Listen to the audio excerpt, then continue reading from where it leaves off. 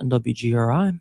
I stand here today as a product of Dr. King's civil rights movement in the trenches of the battleground state of Ohio, city of Cincinnati, and the daughter of civil rights activist Dr. Stephen Reece Sr. and the late Barbara Reece, who marched for me 50 years ago. A champion for voting rights. We're going to bring you people that know about business. We're going to bring you people that know about what's going on in the tech. Put some soul into this whole tech thing that's going on. She's a fighter for the people. Welcome, Reverend Al Sharpton, to the show. Congratulations on your show. She's authentic. We're bringing Joe Madison, known as the Black Eagle. Congratulations on having the show. Nothing is more important than the local programs that engage our communities. She's a proud HBCU grad.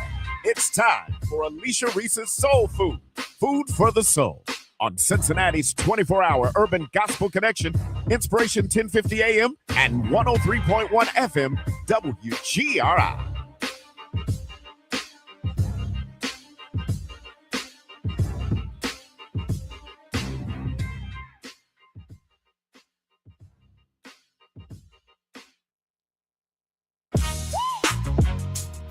Alicia Reece Soul Food is on your radio now. Ooh.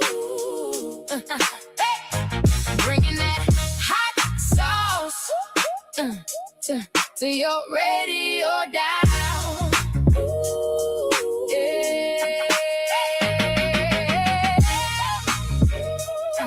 Alicia Reece Soul Food is on your radio now. Bringing that hot sauce to your radio now. Alicia Reece Soul Food is on your radio now.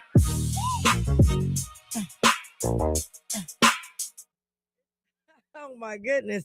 Now that's fire. That is fire. So y'all know what time it is, y'all. Y'all know what time it is. It's the weekend, baby.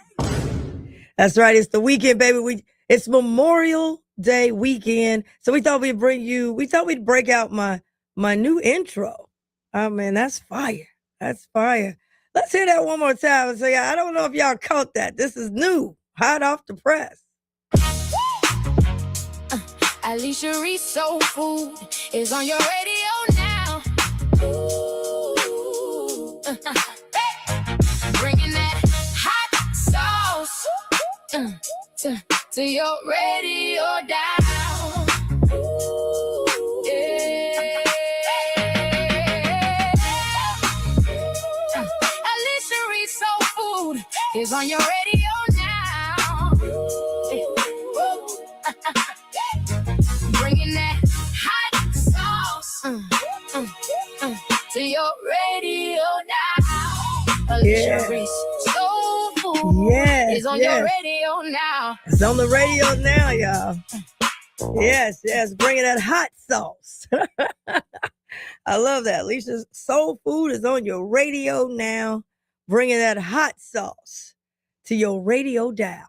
We want to thank everybody for tuning in, that's been tuning in with us for 9 years, to Alicia Soul Food right here on 103.1 FM and 1050 AM, and everybody that tunes in to us on our social media platforms. Thank you, thank you, thank you. Please go to Alicia Soul Food and like the page. We got a new page. Y'all know which one is me. They tried to take my page. One don't look nothing like me. You know it ain't me. And then there's the real deal. The real deal. You know how it is. You know, you got pig greens and collard greens. You know what I'm saying? The real ones. And then you got the canned greens. Don't go to canned greens. Go to the collard greens that have been picked. Okay? And you'll know that by seeing my face at the studio. So go like our page. We need you to like our page. We got some great fun things happening. We're kicking off this summer. And you want to be a part of it. Can't do it all on the radio. I only get an hour. Can't do it all on the radio. So please go and like Alicia Reece Soul Food. Like us on YouTube. We got a YouTube page now. We're live on YouTube. Go to our YouTube page because we got some things that we'll be putting up that I can't fit in until 1 hour on radio. So go to Alicia Soul Food on YouTube. Look for me now. Look for me. Don't go in there and get them canned greens. The canned green. Don't get the Temu version of Alicia Reece. They got some Temus out there trying to be Alicia Reece. The fake ones. No, we're going with a real deal, Holyfield, and look for that. Let me just say, Memorial Day weekend. It's a long weekend. Want people to be safe out there. Man, these people are driving crazy. So please be very safe. Please be safe out there and take extra precautions so that you can be safe. But also, I just want to tell y'all not barbecuing like y'all used to. Okay? Because I remember being in the Evanston Day Parade, and I would go there, and they'd be all out on the porch, people outside. They got the smokers getting ready, and they got the meat on the grill and all that. Y'all not grilling like y'all used to. I go past the houses now, ain't nobody grilling. Everybody's taking off. Everybody's retiring. I got to get some food, okay? And I'm looking for the best. Of course, they got the ribs. I don't really eat ribs, but there's others who do. And it needs to fall off the bone. My father said, don't get them hard ribs where he done broke his tooth and got to go to the dentist. We want the very tender ribs. And I think that's why he likes the baby backs, because they're supposed to be real tender. Get some tender. As the guy said, we need some tenderism. I guess how he do it, let me put my glasses on, and they fall off the bone, he throw it down, tenderize. Tenderism is what he says. Fall off the bone. We need some fall off the bone. We also need some good macaroni and cheese. Now, there's a lot of macaroni and cheese going on out here. Got a lot of macaroni and cheese. They ain't all good. We don't know fancy macaroni and cheese. Girl, I got some new stuff I'm putting in the macaroni and cheese. Don't put it in there this weekend. Everybody's macaroni and cheese ain't that great. I've been seeing y'all been slipping on the macaroni and cheese. We want you to go to our page and post some pictures of some good macaroni and cheese. Okay, baked beans and all that. Now, we don't put no raisins in our potato salad at my household. I don't know what y'all do, but don't bring me any of it with no raisins. I'm not doing that. All right, the baked beans for me need to be sweet. I like sweet baked beans. Don't tell Dr. Melvin. I like it sweet. So, yeah, and the eggs, I know they call them devil's eggs. Maybe they call them heavenly eggs. You know what I'm saying? Because I like them. I like mine sweet. Don't put all that extra stuff in the devil's eggs. Girl, I don't put everything. I don't want no hot sauce on my devil's eggs, but some people might do. So, anyway, let's get it done. And hot dogs. Very important. Now, I'm going to tell y'all, I eat pork hot dogs. I don't like the beef because it just stays on my stomach. Pork hot dogs, but some of y'all might want beef. But let me just tell you, the hot dogs must be burnt. Not burned, burnt. We want some burnt hot dogs. I'm looking for them. We want some burnt hot dogs. That's what I need for Memorial Day, for the cookout. So y'all let me know who's cooking out, because some of y'all been slacking. Everybody's talking about they retiring and they not going to do no grilling no more and everything. They want to send you to the restaurants. I mean, come on. I need y'all to get this cookout going. And let me know where y'all at for the cookout. Let's get it right. Don't try nothing new. This is not the weekend for new items. Not the weekend for new items. So want to encourage people there. Real quick, because we've got our Washington Report in a minute. I want to thank everybody that came out to the Small Business Day. Let me hit it. It's time for the hot sauce. Let's hit that. It's time for the hot sauce moment. Yeah, hot sauce moments. Everybody that came out to the 4th Annual Small Business Day, that's one of my initiatives. And not only did I come up with the idea, not only did I have to get my colleagues, and I thank them, we funded it, but in addition to that, we had to come up with how do we do it? And I had to come up, I said, I want it to be real. And so we were able to do that. Signed up for it. We had people come back that had gotten contracts the first time. We had $200,000 that you could apply for small business grant on site with the computers. I was extremely proud of how we put it together in the county. And it wasn't no leaflet fair. You come in, get a leaflet and leave. We had a deal room, sit down with people who got contracts. You trying to get the contract, and you got 15 minutes to sell yourself. We had a great fireside chat that I hosted with the CEOs of the African American Chamber, the Hispanic Chamber, the Regional Cincinnati Regional Chamber, and Coleraine Chamber. And there was some great information. Y'all can go to my page and hear about what they were saying as a small business, what the challenges are, and where we're headed. We had free workshops, and the grant required you to take 2 classes. But guess what we did? We had the classes right there. So you did the 2, you were already eligible. So we went over and beyond. We even did new headshots. All this stuff was free at the Sharonville Convention Center, packed house, and great feedback. And we brought the decision makers under one roof. Decision makers under one roof to help you. So they had everything you need as a small business was there, and it was done with real opportunity and a real ROI helping small businesses. Second, I just want to tell you real quick, mark your calendar. Next up is the 513 Relief Healthy Aging Summit. We're going to do a summit this year, and with Council on Aging and us, and that's May 27th, 10 a.m. It's free. It'll be at Word of Deliverance. We'll have the bus with all kind of health screenings at no cost. We're going to have Judge Alan Triggs is going to do a free estate planning workshop, and we're going to have the computers there because we're opening up our utility assistance. You can apply for utility assistance on the spot, and the decision makers will be there, and we'll be dealing with this issue of fraud. Y'all getting so much on your Facebook, all this propaganda that's coming to you, and some of it is not true, it's fraud. We're going to help you siphon through that.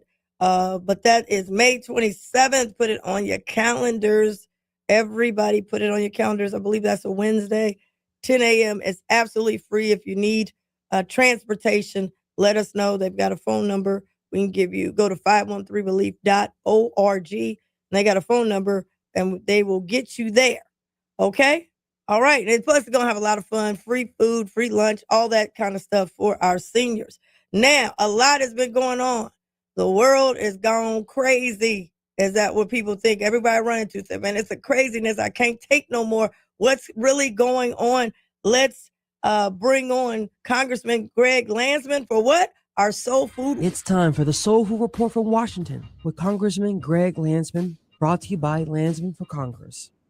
All right, Congressman Landsman. How are you? I'm doing great. I'm doing great as possible. We're trying to keep a positive. And I want you to come on. The question is, what in the hell is going on in Washington? We can't even go to bed without some craziness with the Supreme Court. So we're going to get all into it. Supreme Court, voting rights, lines, drawing people out of districts. You name it. They trying to go to Cuba. They don't win to Venezuela. They're going everywhere except helping us at the gas pump get these prices down. Yeah, I mean, let's start with the Supreme Court. So the Supreme Court officially gutted the Voting Rights Act of 1965, which, in 2013, they took apart the pieces that protected voters against voter suppression. And we've seen what's happened over the course of the last decade in terms of voter suppression all over the country, particularly as it relates to Black voters. And then they took the last sort of, sledgehammer, or it took a sledgehammer to the last piece of the Voting Rights Act, which was, the way in which majority minority districts were protected, meaning that you couldn't dilute, the vote of Black voters so that they couldn't pick who they wanted, right? And now they got rid of that. And so you've got Republican politicians in the South now getting rid of Black districts. I mean, And there are a lot of people who don't know the history here, that the 60s, the 50s and 60s, the civil rights movement, the work of John Lewis and King and others, was about, racial justice, but in particular, it was about voting rights, because that's where power is, right? And so we went back to Selma. A group of us went to Selma and Montgomery on Saturday, and it's the beginning of what will be a lot of organizing work. And, we're going to go to these state capitals in the South. And my hope is that we do another Selma to Montgomery march. That's what happened in 1965. You know this, but not everybody does. But in 1965, they were down in Selma, King and Lewis and others. And they were trying to have a peaceful march from Selma to Montgomery, and they were met by the sheriff's deputies, state troopers, who beat the shit out of them and cracked skulls, and it was something that the country just couldn't look away from. And the march itself was 5 days, and then when King got to, when they showed up in Montgomery, the capital of Alabama, he gave one of the most, remarkable speeches of his life. And a few months later, Congress passed the Voting Rights Act. And now the Supreme Court and these Republican politicians in the South have torn it up. Absolutely. Now, remember, we're on radio, so the FCC looking at me. We can't cuss too much. I can say hell. That's about it. Because I don't even remember what I just said. I don't even remember what I just said. Was it the S word? Yeah. Just reminded you. I know it gets upsetting up there. Now, let me ask you this. Mm-hmm. So for people, like you said, by the way, the FCC should update the rules. Like, why can't we say we're on the gospel station too, so we got to keep it gospel. But there is a hell, as they preach about. We try to go to heaven, but the reality is this: like you said, a lot of people don't necessarily know. They said we'll never be at this spot again. We're back to Reconstruction. In Louisiana, we had a black governor, PBS Pinchback. We had blacks in Congress and Senate. And a president came along, happened to be from Ohio, by the way, came along and cut a deal to be president, said, I will get rid of the protections in the South, and people who were voting in record numbers were getting lynched, were getting hung. They moved the voting locations to places that were very unsafe. And so blacks said, forget it. We're giving up our land. We're giving up everything. And they moved to the North.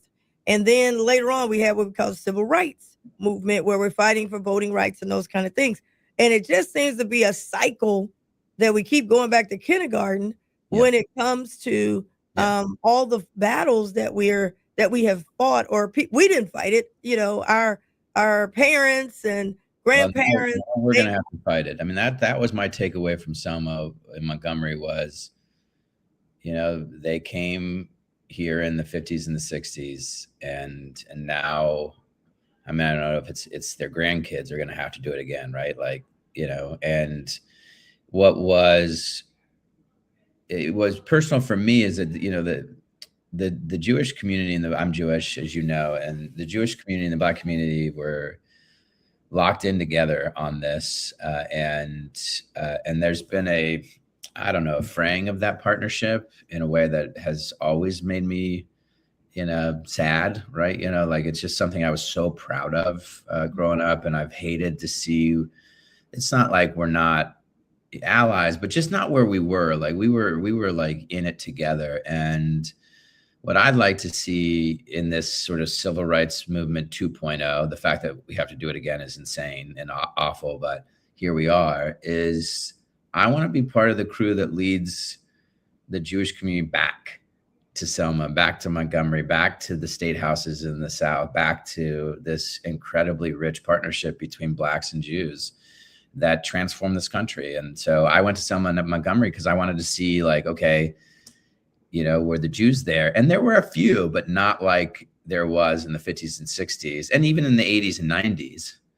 And so now that's sort of something I've put on my plate, which is like, okay, I'm going to get every Jewish community in the country to show up this summer and this fall And every year until we passed the John Lewis Voting Rights Act, which would codify, the parts of the Voting Rights Act that have been dismantled. It would end voter suppression. It would ban dark money, and it would end partisan gerrymandering.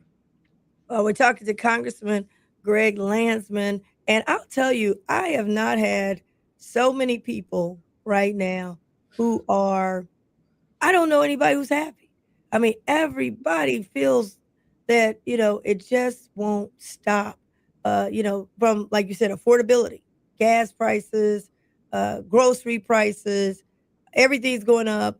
And as people lose jobs, they're not being replaced with that quickly with the same amount. You have a company that fired 30,000 people by email, and then we just go on with the next day.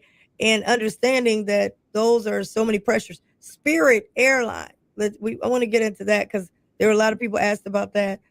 Spirit Airline goes belly up. Nobody thought it would happen. And I know of lots of people who bought their tickets. I know basketball teams and AAU programs, they bought tickets because they travel, take the kids. They bought all these tickets to get them to the tournaments and lost thousands of dollars, but still got to get to the tournaments. And who do they call? And so it has really hurt a lot of people who bought their tickets, in advance because they can't reach anybody. Nobody's answering the phone. Is there any recourse, or tell us about that? Because, again, we're talking, regulated by the feds, and the guy at the White House claimed he was going to fix it, but it just never got fixed. Yeah. I mean, this is part of a larger, issue in terms of the system being broken, and there's a sort of a big picture, structural thing that needs to get addressed. And then you have this sort of political moment and the Trump administration, the fact that, yes, you should be able to go to a federal agency. And if there's anyone listening and you have a particular issue, email me, greglandsman1@gmail.com, greglandsman1@gmail.com. Email me, call the office, we'll work with you. But the challenge is that there's no trust with these agencies anymore, or very little trust. And it's not a group of people that have signed up for the little guy, that are focused on the people who are on the outside looking in. It looks like, and sometimes it's both parties, but certainly this administration, it certainly seems like it is for the people who are super wealthy, very plugged in. They got the cash. They can show up to these meetings. They host events, whatever it is, and they're running the show, and they get the breaks, and the people are working for them. So I suspect with Spirit Airlines, you have a bunch of executives who got paid. And then instead of saying, like, I need, the administration that says, I need everyone to focus on making sure that everyone gets we're going to take this company to court, the investors, the people, and we're going to make sure that the people, who bought a ticket, they get paid first. And if there's money left over, then the investors can get paid, but the people get paid. That's not how they do it. That's not how this group does it. And that is part of that is part of this administration. But I do believe that we are the biggest issue that we face in this country at the moment, and this has been going on for decades. And if we don't fix it, we're going to see this cycle of unhappiness until we fix it, which is the extreme and dangerous concentration of wealth and power in this country. And the fact that you have tens of trillions of dollars at the top, probably a couple thousand people are sitting on most of the wealth. That wealth is not taxed the way my salary is taxed, the way your salary is taxed, the way working people, even the working rich, they pay. But the people at the top don't. And so we're broke. And we don't, they're continuing to cut stuff that we need as a society: healthcare, housing, jobs, schools, and then they're saying, well, we're broke, and it's like, oh no, we're not broke because of these investments. We're broke because there's a two-tier tax system. One is for working people like us, including the working rich, and they pay up their taxes, and they pay the income tax and the payroll tax that pays for Social Security and Medicare and all these other things. And then there's the second tax system that's for the folks who own wealth, and they don't pay taxes on their wealth. That's just not how the tax system is set up. And so that creates a scenario where a few people have a lot, and most people their situation is getting worse and worse. Until we fix that, we're going to be in this cycle of financial struggle and frustration. Wow. Now we're coming up on, we got election this year, and there'll be congressional seats, and obviously here in Ohio, your seat and others. Also, we've got a governor's race and all those kind of things. But we got all of this confusion. So are there some things that we feel like is going to be more attacks on voting? We know the Voting Rights Act, they pretty much eliminated it. It's just in name only now, thanks to the Supreme Court. We can't get help at the Supreme Court. There's a bill you had talked about that was coming through. I don't know if it was in the Senate. It went through the House, and it was if you're married and you got a different last name, it would affect so many people. 70 million women. How many? 70 million women. Yeah. Who have a different name because they got married. They'd have to re-register. And then all of us would have to get a new ID. And so, yeah, they're gonna try everything, Commissioner. And I know this is your passion. This is one of my passions too. This is one of my favorite things to work on with you. And I think you and I've talked about this, but I was just talking to my staff today that what we have to do is organize so that election day is the first day to vote, right? When early voting starts, that is the day to get your vote in. Do not wait for the second day or the third day. Certainly don't wait until election day. Everyone has to get their votes in immediately.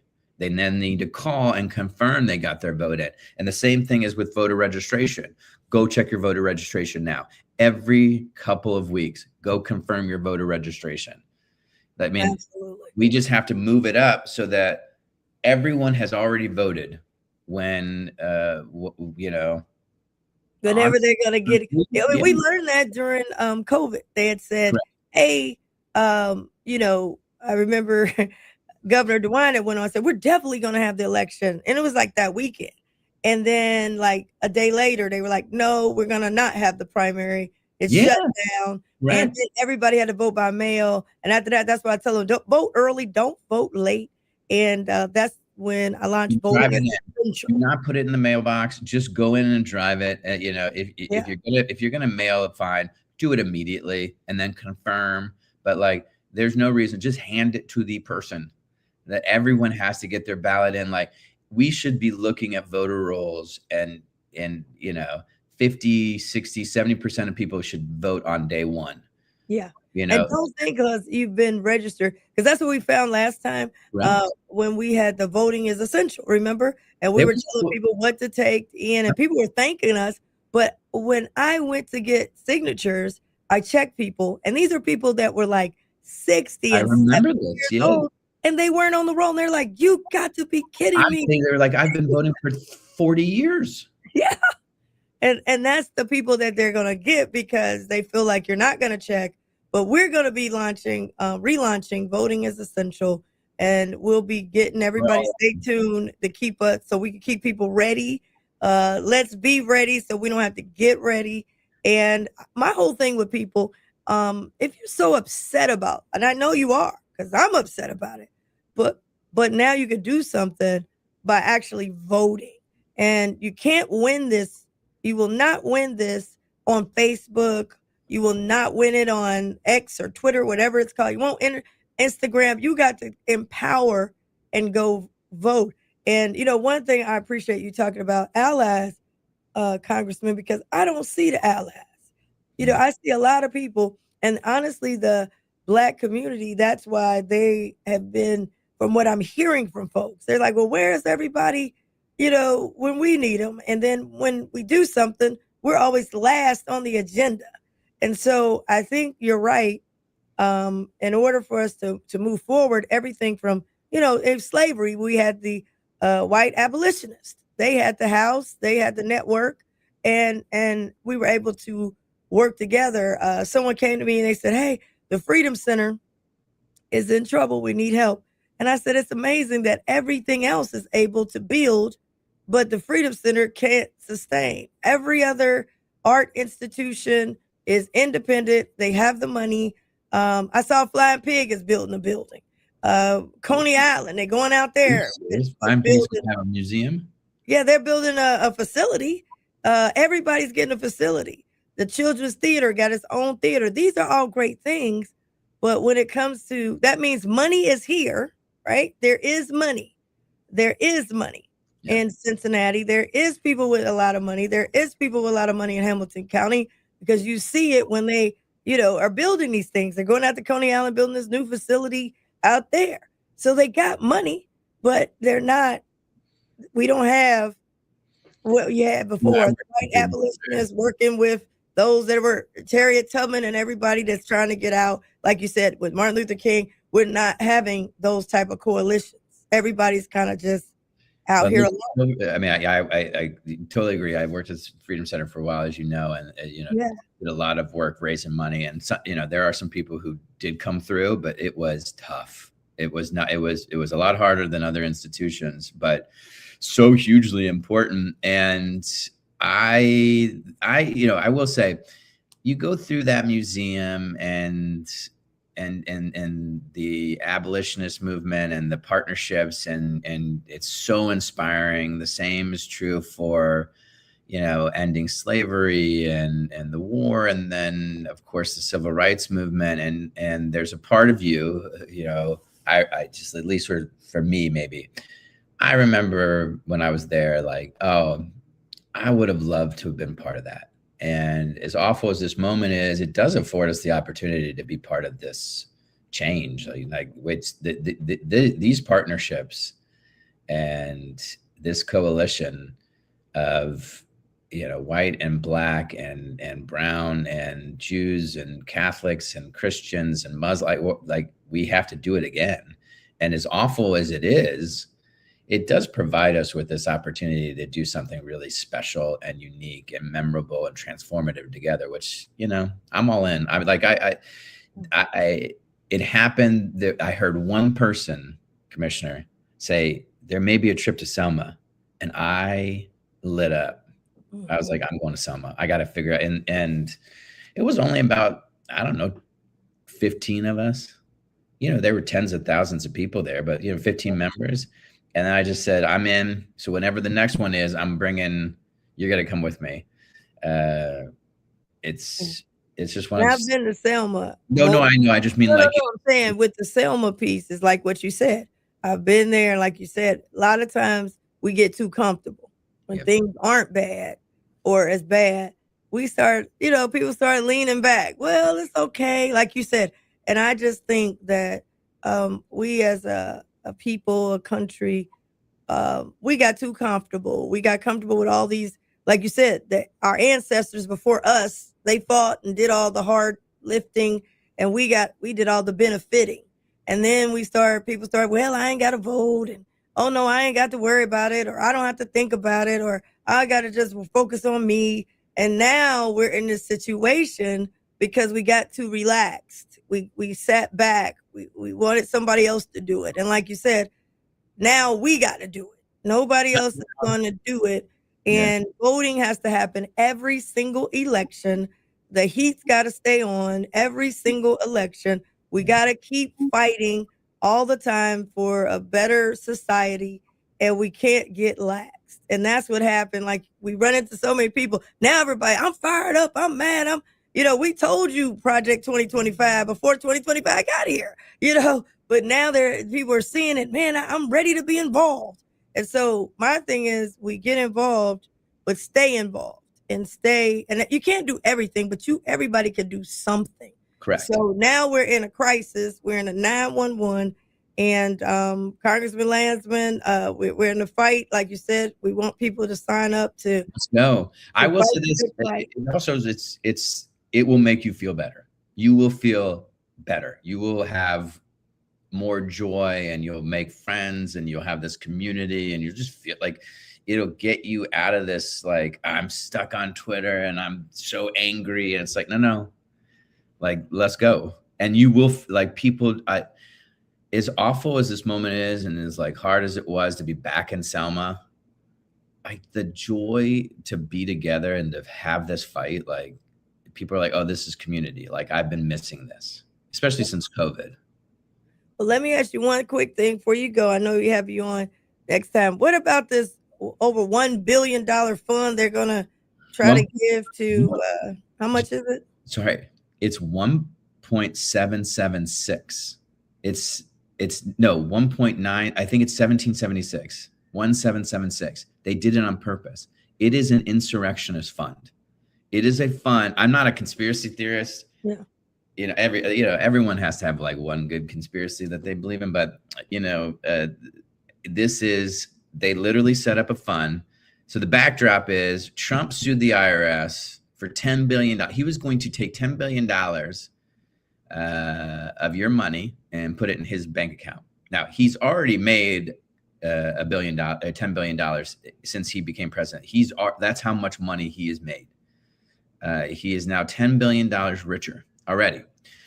And so then you have this fake settlement because the IRS works for him, right? So it's like, it's his staff, having this fake argument, and they say, look, let's do a settlement. You already got your $10 billion. Plus it's illegal. We're going to set up a fund. It's going to be 1776. That was the rally cry on January 6th. And it's going to be for the insurrectionists who Trump pardoned, all of them, 1,500, whatever it was, even the ones that beat up cops, and they can get whatever money they want. He's paying these insurrectionists. Wow. Congressman, we got to have you back. And I'm telling all the Democrats, if y'all get in, not just, if we get all the numbers that we need in Congress, if we win the governorship and everything, it's time to kick the door down. 10-day, we need 10-day plans. We need to go immediately. We got to fight like I never fought before. Totally no agree. more studying the problem. No more January 6th commissions and all that stuff. We studying and all that. We got to come with some action. And I know that's what you're about. So thank you for being on. Thank you. And, Appreciate have a great Memorial. We'll see you soon. You too. Bye. All right. Thank you. Oh, a lot going on, y'all. A lot going on, but got to keep the faith. And one thing that doesn't change is God. I got to believe God's in control. We got to believe. We got to believe, but faith without work is what? Dead. All right, y'all. We've got our segment. Your health is your wealth, and you got to have health. I mean, we can't do anything if we start to lose the health. So it's time for our health segment, sponsored by Interact for Health. We want to thank them. And we have a health segment every month. And so I've got a very special guest on a very timely issue, infant mortality and Black maternal health. All of that is happening. The rates, they said, were going down, but now the rates, they're going back up. So I'm excited to have Dr. Meredith Smith, who's the executive director of Cradle, Cincinnati, a network of partners working to improve Hamilton County, Ohio's infant mortality rate. She also serves as an assistant field professor at the University of Cincinnati College of Medicine. Dr. Smith has a relentless commitment to addressing health disparities, particularly among Black women and babies, and actively participates in Ohio's Eliminating Racial Disparities in Infant Mortality Task Force and the U.S. Department of Health and Human Services Task Force on Maternal Mental Health. Dr. Smith also founded Queen's Village, a safe place for Black mothers to support and be supported by their peers while working toward maternal and birth equity, which has grown to 12 chapters nationwide. Dr. Meredith lives in Cincinnati, Ohio, and is the devoted mother of 2 brilliant Black women. Welcome, Alicia Reece, Soul Food. Thank you. It's a pleasure to be here, Commissioner Reece. I appreciate the work that you do. It's wonderful.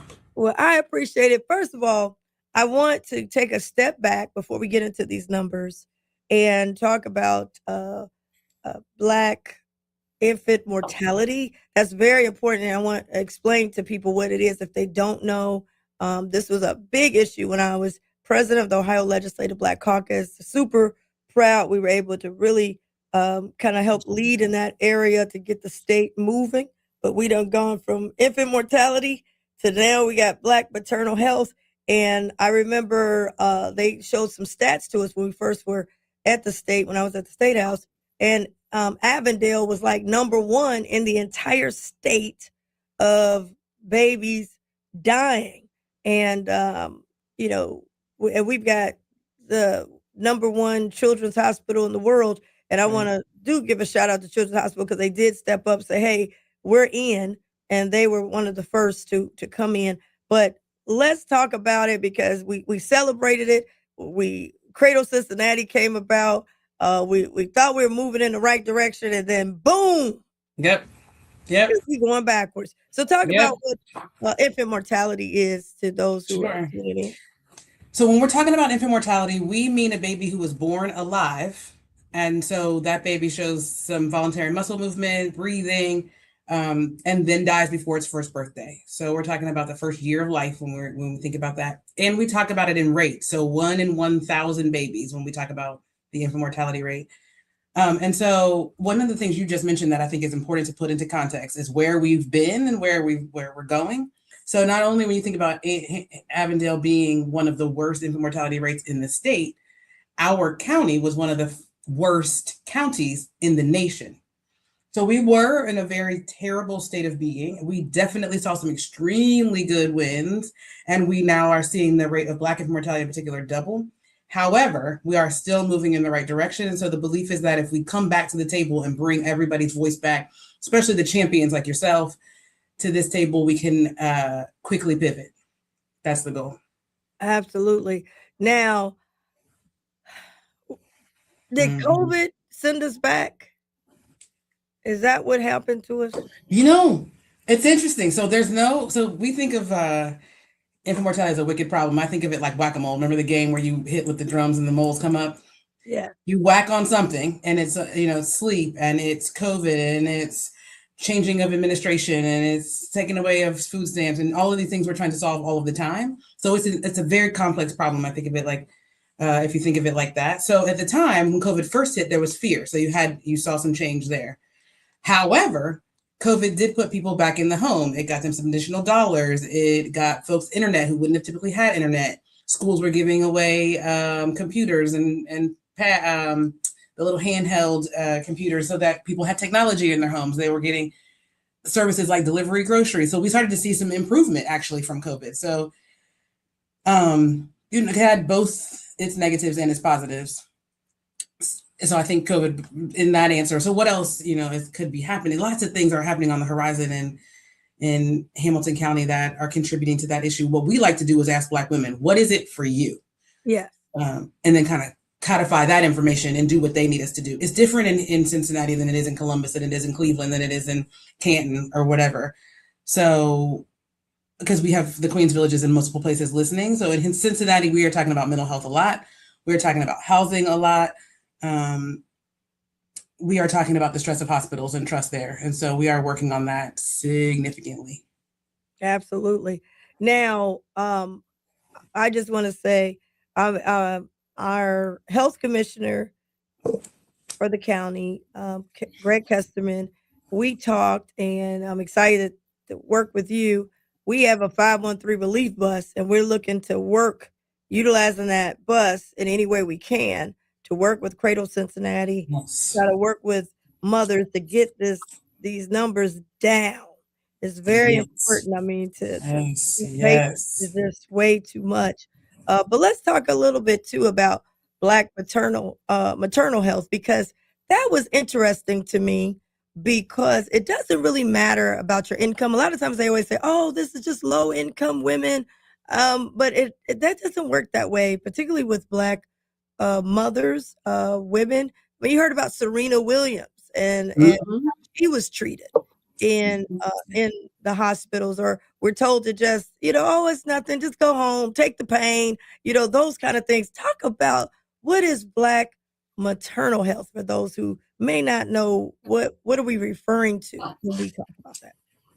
So when we're thinking about Black maternal health, we're thinking about mom's whole health. So before she gets pregnant, after she gets pregnant, and in between pregnancies. But I want to just revisit that 513 bus piece, and this is a great overlap. So if we are trying to support mom wholly, and we know that stress is one of the drivers of preterm birth, then we are looking at how do we get her what she needs in these social determinants of health? How do we know if her blood pressure is high, if she has diabetes, if she has any of the things that the 513 bus is helping to identify or to support?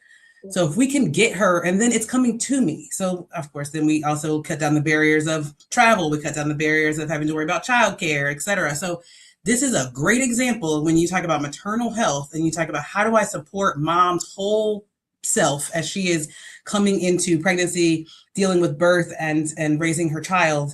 How do I support her wholly? And this kind of partnership is it. We identify Black women, we can identify pregnancy, we can identify what the hot spots are, where the zip codes are, where they need you. You've got the access, the expertise on said bus that can go where we know we need help. That is the kind of solution where you drop numbers and you make a phone call, you're like, look, here's what I have, here's what we can do. And then days later, the commissioner, again, great health commissioners in our county who are working together wonderfully, Commissioner Kesterman and Commissioner Grant's last name is gone from me. Grant, sorry, I love you dearly. But the point here is, the commissioners working together and quickly connecting us so that we can go quickly and efficiently into those communities is a great collective impact and a great use of policymakers who are on the ground, not just talking about it, not just thinking about it, but being about it. So I appreciate that connection. And to answer your question, I had to just get into that overlapping. Actually, yeah, before you go to that question, that was the intent of the bus. And actually on this show is how the whole bus came about, because we were dealing with COVID. I asked the governor to come on my show, which he did, just like you are. And I had the NAACP close president at that time, Joe Mallory, closing the health gap, Renee Hapey Harris, and I had UC Health CEO at that time. And they were trying to say, how could we get people to take the shot, particularly in the Black community? And it was like, we need a bus. And then God sent me Hampton University through just Facebook. And I flew down there during what was called coronavirus back then. So I didn't have no mask. They told me I was like, no, all I had was gloves. And they said, it's too dangerous. I said, no, we got to go find this bus. It came up on Facebook 3 times. And I said, that's God. So I go down there and I meet the dean of Hampton, who I just happened to walk. I didn't have no appointment. I saw I love it. They had an RV and I just went into it. And she's like, oh, you're the reason all these media people are calling me in Hampton. And I said, I need to see this bus. And she said, God told me to give you this playbook. And we just became touched. When I got back, I thought it would be so easy. And it was like, no, we don't need a bus. We never. And then I said, listen, the bus has to be not just COVID. And it has to be the backside is the medical, the front side is economic, and we can retrofit based on the need, because the health disparities, the access to health, all of that is hard. And we got 49 municipalities. I mean, we go out to some areas, even in the rural areas, they're like, we ain't never seen y'all before, and they needed help. They're coming out of trailer parks and also in the inner city. So that's how the bus came alive.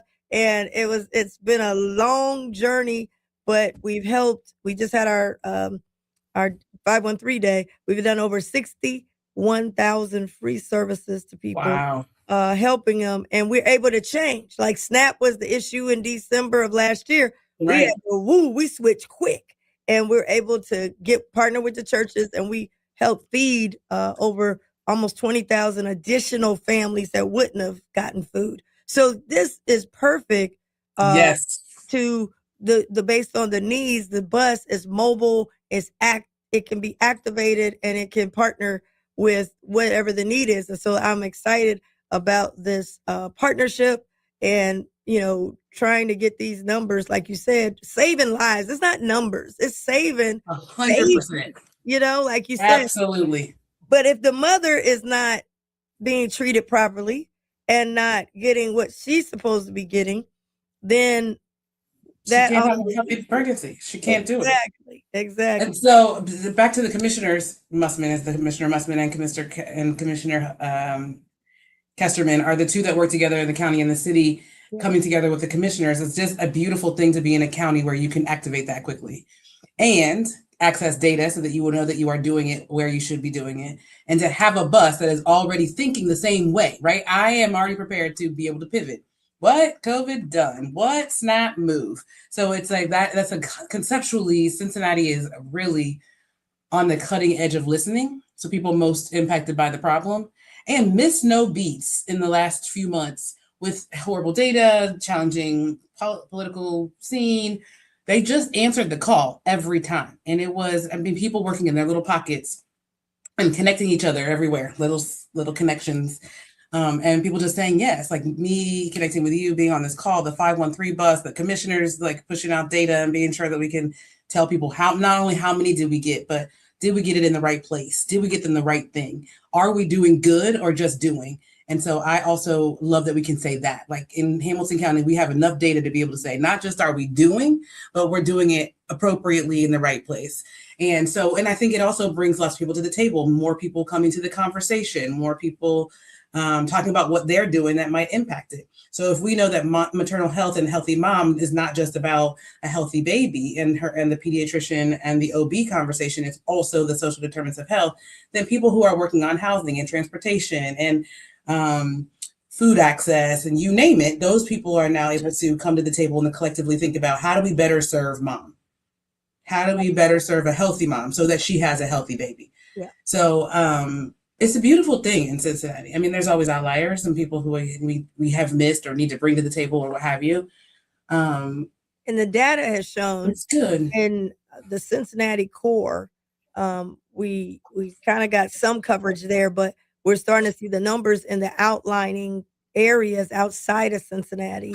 And that's why it's so important for the county. We saw some data, like what was some of the areas that were out. Forest Park.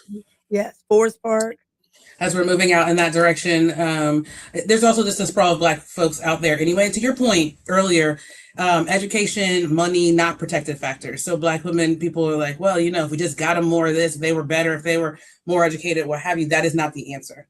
The answer is that living in a Black body is to live in a racialized experience. And in this country, that has been proven to be, to impact your health negatively. And so we really have to think about everybody, not just people who are living 200% of the poverty line, but people who have many degrees and a lot of money. They're also experiencing loss at the same rate. And so I just want folks to also not carry the wrong image as you think about what change looks like, or as you think about how to support this work. No matter who you are and where you are, you have something to offer this, no matter if you're at the top or at the bottom, if you are living on the fringe or not. What are your thoughts? How can you plug in? What is your answer? What can you do for babies? What can you do for moms from your area of expertise? If you're in housing or transportation or food access or whatever it is you're doing, mental health, good Lord, if you are in mental health, call me. We are in desperate need of that support. It's a lot. People are going through a lot. Yeah. They need support. And like, I'm glad we talked about it's not, and that's what I love about the 513 relief bus, because it's not like, oh, it's just, you got to be super poor. No, we taking blood pressure checks for everybody. You live in Hamilton County, we're taking your diabetes checks for everybody, because I have seen, a middle-class woman came in and she had a Mercedes. And I remember one person was like, oh, she got a Mercedes. I said, no, we're no judge zone. Well, she pulled me to the side afterwards. She said, I want to thank you because they eliminated my department. And I had been there for 57 years. And she Whoa. said now to get a new position like I had, similar, it won't pay the same. I have to, they got to have 3 or 4 interviews, and that's a couple months. It's not like Right. you hired immediately. Everybody wants you to have 2 and 3 interviews. Even the restaurants now want you to have 2 interviews. So 2 and 3 interviews. And she said, I paid my car off. So I have my car so I can get to the interviews. She said, someone told me to sell my car. I said, no, I need this to get to the interview, and my car is paid off. And so she ended up coming to the bus and everything, got connected. She came back to me and said, thank you for treating me with dignity, because I pay my taxes. I never stopped paying taxes. I just got into a bind because they eliminated my department. She said, now I am a finalist for another interview, but I just need a little help to keep my mortgage so I don't lose my house while I'm trying to get to the stop. And then she came back and thanked us because she did get it. All she needed was 3 months of help to help her get through till she could get moving to the next thing. So my point is, when I talk about the bus, it's not just, I got to be super poor. You got to be, no. And just like you said, with maternal health, you got Serena Williams got more money than everybody I could think of, at least more than I know I got. And you combined. She would have all the top doctors and everything. And she didn't get treated properly. Exactly. Perfect example. Beyonce was in the same scenario. I mean, it's wild, right? Yeah. They both of them almost died. So exactly. That middle ground that you talked about is the biggest issue. It's the space where you're like, I'm on my way to being put out. But if I could just get this last little bit, then I don't have to have everything I own on the street, have to pick that up and then lose it to weather, then put down my down payment and my first month's rent. And then, it just becomes far greater a problem than if we could just give you that little bit to get over that 3 months you were talking about in the example of the woman. Or I had a hard time in this semester of school. If I could just pay that semester off, I could get finished with my degree and change the outcome of my income. It's that middle ground. It's the middle ground. So, it's a beautiful thing to see the bus can take care of all of that. Right? Full price for everything. And they don't have no program because you're not poor enough for this program. And you're rich enough to not need a program. Yes. And just outside that. And it's so many people that's going through that. And like you said, it is affecting mental health. Absolutely. Mental health is real. And it's not just there's different layers of mental health. But a lot of people are getting stuck on these different things that are happening. These are major pressures. Absolutely.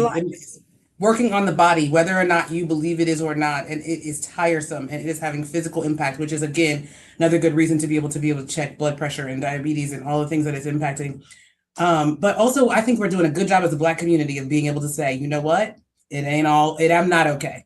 Right. And I do need to talk to somebody about it. And I do want to figure it out. Doesn't mean you need to be on medication. Doesn't even mean you need to do anything you don't want to do. There are lots of options and ways to figure out how to lower your stress level, how to manage your depression or whatever it is you're dealing with and still be okay. It is very, very, very pervasive. So if you are dealing with that, no, you are not alone and folks are calling. So if you need to just call and keep it on the low and say, I need some support, I'm having a hard time, please do reach out to us.